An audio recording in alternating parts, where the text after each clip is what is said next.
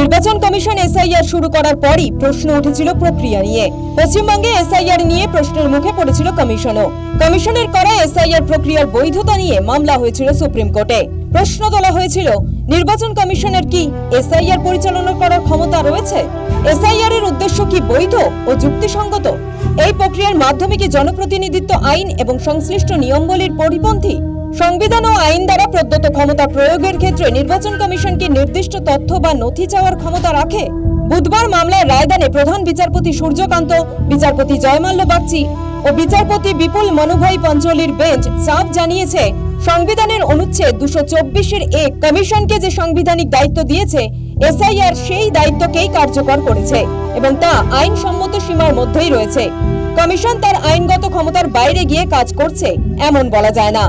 SIR এর উদ্দেশ্য সরাসরি অবাধ ও সুষ্ঠু নির্বাচনের সাংবিধানিক লক্ষ্যের সঙ্গে যুক্ত। এর সঙ্গে শীর্ষ আদালত জানিয়ে দিয়েছে, এসআইআর এর মাধ্যমে নাম বাদ দেওয়ার প্রক্রিয়া আইন বিরোধী নয়। ভোটারদের নোটিশ ও শুনানির অধিকার বজায় রাখা হয়েছে। নথিপত্র যাচাইয়ের নিয়মও যুক্তিসঙ্গত এবং আইনের সঙ্গে সামঞ্জস্যপূর্ণ। যদি কোনো ব্যক্তির নাম ভুল করে বাদ পড়ে যায়, তাহলে তিনি পুনরায় আবেদন করার সুযোগ পাবেন এবং নির্বাচন কমিশনকে সেই আবেদন অনুযায়ী খতিয়ে দেখতে হবে। বস্তুত এসআইআর এর নাম বাদ যাওয়া একাংশকে বিদেশি হিসেবে চিহ্নিত করার ন্যারেটিভ তৈরি হয়েছে। বুধবারের রায়ে সর্বোচ্চ আদালত এ ব্যাপারে বক্তব্য পরিষ্কার করে দিয়েছে। সাফ জানিয়ে দিয়েছে, ভোটার তালিকা তৈরি করার সময় নির্বাচন কমিশন নাগরিকত্ব যাচাই করতে পারে, কিন্তু সেই ক্ষমতা শুধুই ভোটার তালিকায় নাম রাখা বা বাদ দেওয়ার প্রশ্ন পর্যন্ত সীমাবদ্ধ। ভোটার তালিকায় নাম না থাকা মানেই কাউকে বিদেশি নাগরিক হিসেবে ঘোষণা করা যাবে না। নাগরিকত্ব নিয়ে চূড়ান্ত সিদ্ধান্ত নেওয়ার ক্ষমতা নেই নির্বাচন কমিশনের। এ ব্যাপারে সিদ্ধান্ত নেবেন আইন অনুযায়ী নির্ধারিত কর্তৃপক্ষ। আজকে সুপ্রিম কোর্ট তার রায় জানিয়েছেন যে special intensive revision of electoral roll, SIR বলে যা পরিচিত, সেটা বৈধ। এর পেছনে কোনো রকম বেআইনি কাজ বা অনিয়ম হয়নি। সুপ্রিম কোর্ট স্পষ্ট বলে দিয়েছেন আজকে যে এসআইআর এর সঙ্গে বা ভোটার লিস্টের নাম থাকা বা না থাকার সঙ্গে নাগরিকত্বের কোনো সম্পর্ক নেই। নাগরিকত্ব একটা সম্পূর্ণ ভিন্ন বিষয় এবং ভোটের নাম ওঠেনি বলেই তাকে নাগরিক হিসেবে গণ্য করা যাবে না, এই চিন্তাটা ভুল। সুপ্রিম কোর্টে আজকে এইটাই বলেছেন যে নাগরিকত্ব বিচার করার জন্য যে নির্দিষ্ট আইন আছে সেই আইনেই করতে হবে, তার সঙ্গে এসআইআরকে এক করা ঠিক হবে না।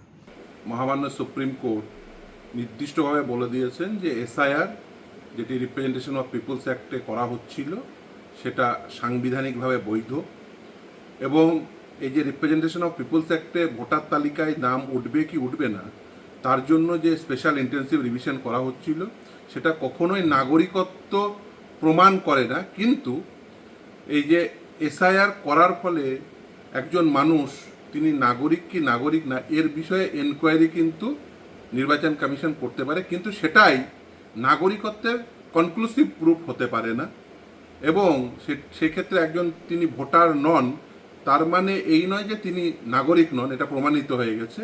নিশ্চিতভাবে কম্পিটেন্ট অথরিটি, এই ক্ষেত্রে সেন্ট্রাল গভর্নমেন্ট, তারা ডিসিশন নিতে পারে একজন নাগরিক কি বেনাগরিক।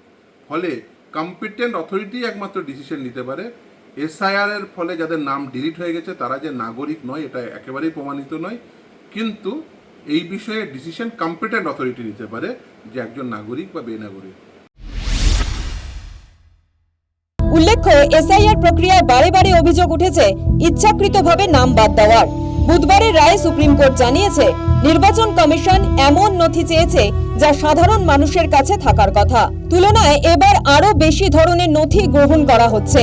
তাই এই প্রক্রিয়াকে ইচ্ছাকৃতভাবে মানুষকে বাদ দেওয়ার ব্যবস্থা বলা ঠিক নয়।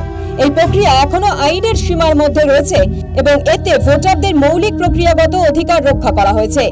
এই প্রক্রিয়ার সময় নির্দিষ্ট নথি চাওয়া বেআইনি নয়, বরং সঠিক ও এরকম যাচাই নিশ্চিত করার জন্য এটি প্রয়োজনীয় এবং নির্বাচন কমিশনের এই ধরনের নথি নির্দিষ্ট করার ক্ষমতা রয়েছে। সুপ্রিম রায়ে মান্যতা পেয়েছে এসআইআর এর বৈধতা। স্বাগত জানিয়েছেন কেন্দ্রীয় শিক্ষা প্রতিমন্ত্রী সুকান্ত মজুমদার।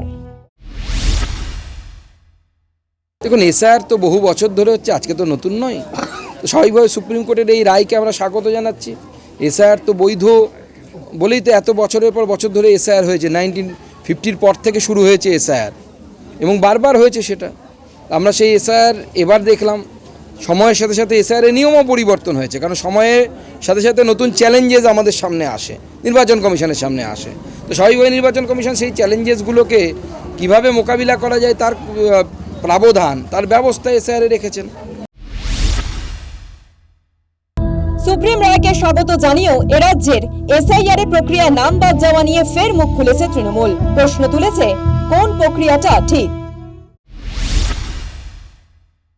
সেই সুপ্রিম কোর্টই আবার অদ্ভুতভাবে দেখো, ট্রাইব্যুনাল যখন বসিয়েছে, ট্রাইব্যুনালে 99.6% মানুষের নাম উঠে গেছে। তার মানে যাদের নাম বাদ দিয়েছে সেটা অবৈধভাবে বাদ দিয়েছিল।